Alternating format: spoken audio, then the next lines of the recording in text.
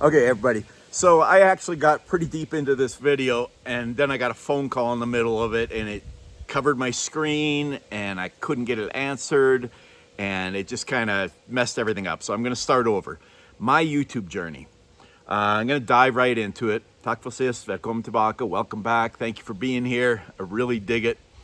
Get this message off of here. So I started this thing, it's either 4 or 5 years ago. I want to say it was 2021, so it's coming up on 5 years. I started this channel as a Norway channel, just talking about my homeland, my experiences there, my memories there, my family history, my genealogy. My dad's really into genealogy. So I really dove into that, and I had a lot of fun doing it. Wasn't super successful. I gained a couple of hundred subscribers, and then I decided to promote, which it didn't work for me. Now, it might work for you. I'm not saying don't do it. I think it depends on the channel and what type of content you're doing. I just found that subscribers I got were not interacting with me at all. And I understand how it works. I subscribe to, I don't know, maybe 25 channels.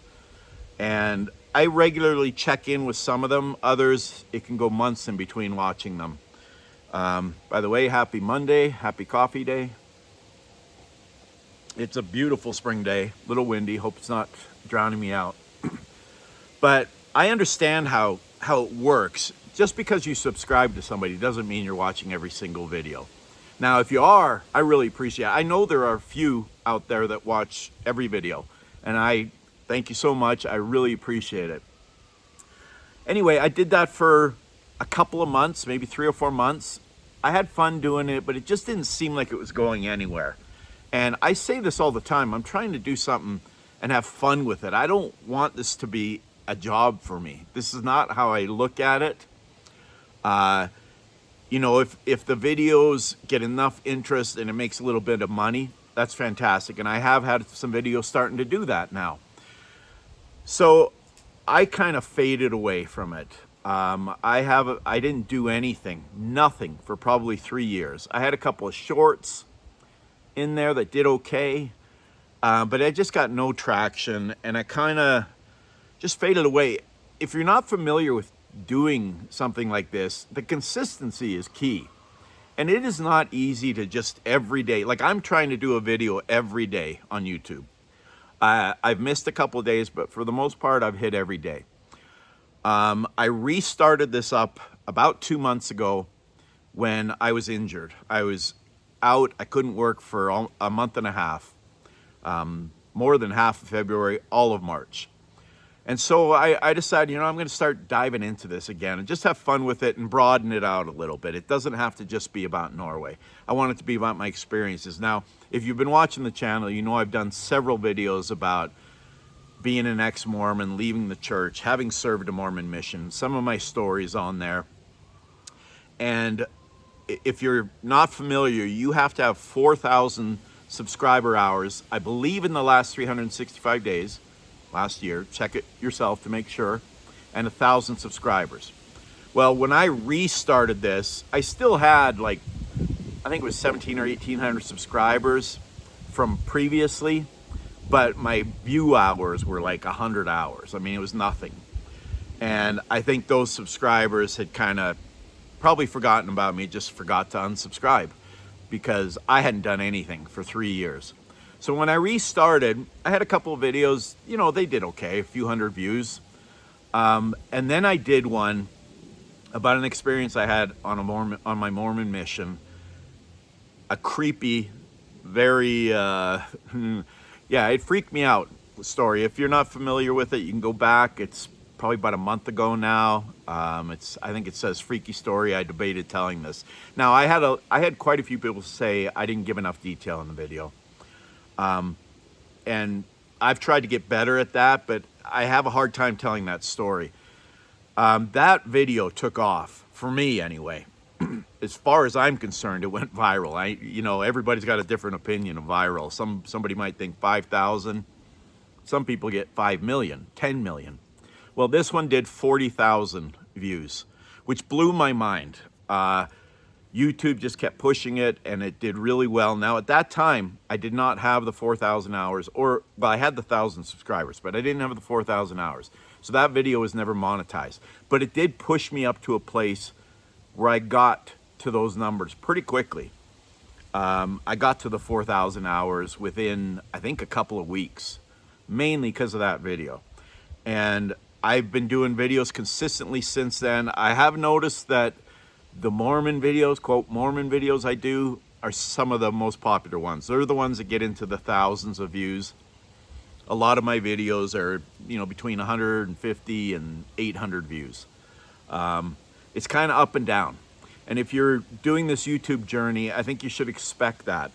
Another thing that I have chosen to do, and I may change my mind in the future, is little to no editing. I have always wanted this to come across as completely natural, unscripted, just me talking to you, just us being friends and that don't see each other or really know each other. But I really want it to be natural. I am working on a story right now. It's from World War II. It's about the Nazi occupation of Norway, and it's about a group of British and Norwegian military that risked their lives for just an incredible thing. That video, I think I'm getting close to ready to do it. But like I said, I don't want to be sitting and holding a script. For me, that doesn't work. That doesn't seem natural at all. Reading, it's tough to sound natural when you're reading. So I have read the script many, many, many times, and I'm trying to find more details, and I really want to fill in the story. Hopefully this week, I'm going to get to that one. It's a really cool story of bravery and just smarts and how the Nazis were defeated. And as a guy whose parents were alive in Norway under the occupation of the Nazis, brutal. I actually know somebody, I mean, he's passed now, but I know somebody who was tortured brutally by the Nazis. So it kind of holds a special place. So I hope you'll check that video out when I do that. I try to do videos now that not only I find interesting, but hopefully you will find interesting. And for instance, I did one, I think it's about a month ago now, where I sat around the fire, maybe 6 weeks, and I talked about how I got out of my depression after my divorce. And I said it in the video. I've done this video a couple times. I've done it on TikTok and here. And if it helps one person, which I know it has helped a couple of people, then it's worth it. And that was a tough video to do too, because it's very emotional for me still, talking about what a funk I was in back then. And that's not my personality. I am a mostly very positive guy that gets along with pretty much everybody. And when my marriage failed, that was me failing. And I took it hard. I didn't get to see my daughter as much as I had previously. Anyway, that video, I think it's titled something like, "This is a hard video to do. Hopefully it helps somebody." And the video that really took off is something to the effect of freaky story I debated telling it. It's probably 6 or 7 weeks ago. So just know going in, if you're trying to do this and you want to get monetized, you got to get to 4,000 hours. And then consistency, I have already found, is a big deal. Like I said, I'm trying to do videos every day. I know there are people that do once a week, 3 times a week, whatever works for you. And if you pick some sort of schedule, I think you need to kind of try to stick to it at least for a while. And if you're gonna, like if I decided, okay, I'm gonna go down to 3 times a week and then 1 time a week, I think you need to let the people that watch you know that. Don't just leave them hanging out and say, okay, I give up on this guy or this girl, woman. Because I don't know what they're gonna do. So yes, I have expanded way out from Norway. I like telling stories from my childhood, having grown up in the 70s, early 80s was kind of my teenage fun days. And so I try to draw on those experiences. And for anybody that's kind of in that age group or even younger, I know there are people that are younger that watch this.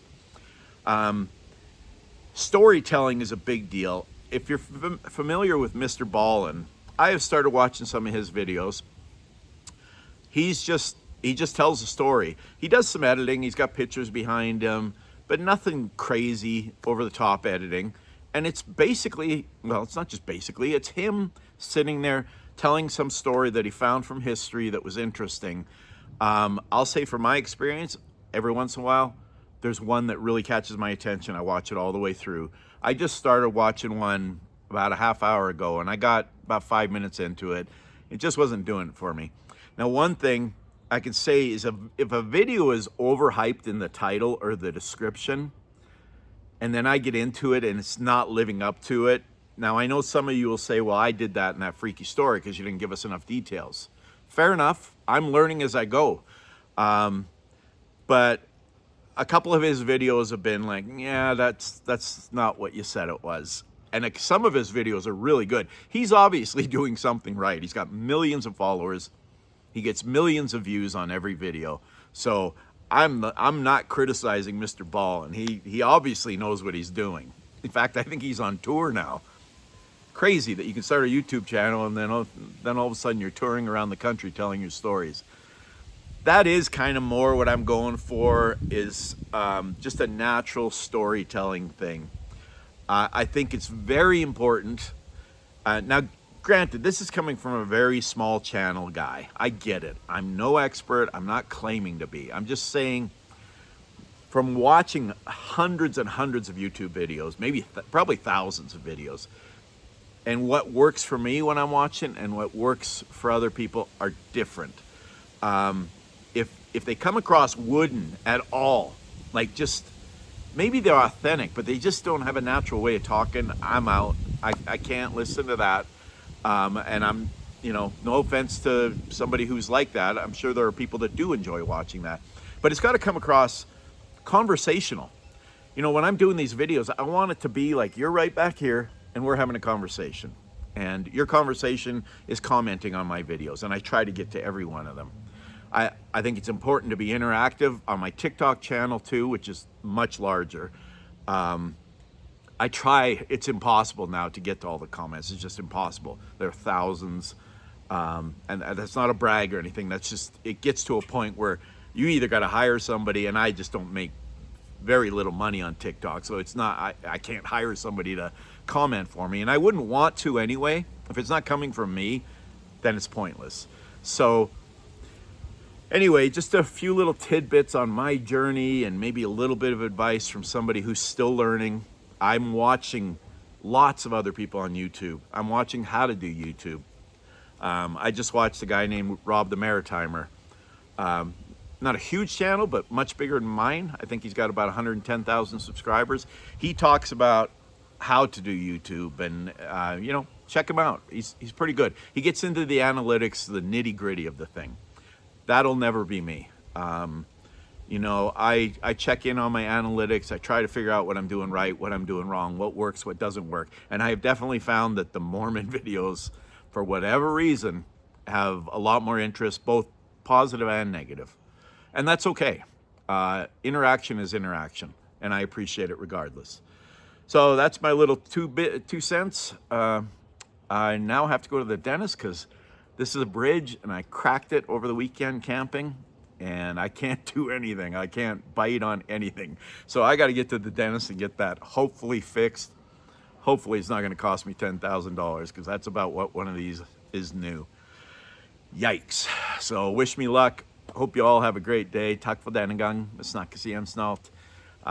Hope you all have a beautiful Monday and a beautiful week. Peace. Love.